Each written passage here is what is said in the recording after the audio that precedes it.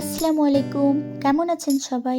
তাইসিস kitchen স্টুডিওর নতুন একটি ভ্লগে আপনাদের সকলকে স্বাগত। তো আজকে জিভে জল আসার মতো একটা রেসিপি আমি শেয়ার করছি, টক ঝাল আমলকি মাখা। তো আমলকি মাখা বানানোর জন্য প্রথমে একটি বাটিতে জল নিয়ে তাতে আমলকি, কাঁচা লঙ্কা, ধনেপাতা খুব ভালো করে ধুয়ে নিতে হবে। তারপর আমলকিগুলিকে পাতলা পাতলা করে কেটে নিতে হবে।